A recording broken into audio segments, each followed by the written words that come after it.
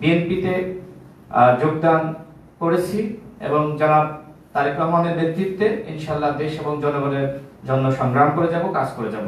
বাংলাদেশ জাতীয়তাবাদী দল বিএনপির সংগ্রামী মহাসচিব, তাকে অসংখ্য ধন্যবাদ। আমি মোহাম্মদ রাশেদ খান 2018 সালের কোটা সংস্কার আন্দোলন থেকে আপনাদের সাথেই ছিলাম। কিভাবে রাজপথে সংগ্রাম করেছি আপনারা সবাই জানেন, সাংবাদিক ভাইয়েরা। বিশেষ করে জুলাই গণঅভ্যুত্থানের সময় আমার পাশে বিএনপির স্থায়ী কমিটির সদস্য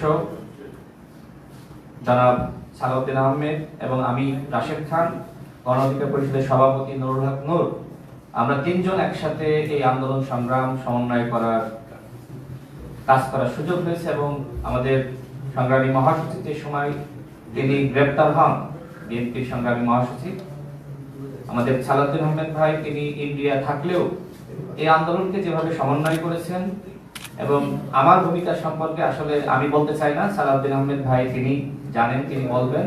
আমি এতটুকু বলতে চাই, বাংলাদেশ জাতীয়তাবাদী দল গণমানুষের অধিকার প্রতিষ্ঠায় লড়াই সংগ্রাম করছে এবং শহীদ প্রেসিডেন্ট জিয়াউর রহমান, যাকে আমি নিজের আদর্শ হিসেবে মনে করি, বর্তমানে বিএনপি নেতৃত্ব দিচ্ছে জনাব তারেক রহমান, তিনি আমাকে অত্যন্ত স্নেহ করেন, ভালোবাসেন। ফ্যাসিবাদ বিরোধী আমল থেকে তার সাথে আমার সম্পর্ক। আমি মনে করি নতুন বাংলাদেশ গঠনে তার নেতৃত্ব দেশ এবং জনগণের জন্য অত্যন্ত প্রয়োজন।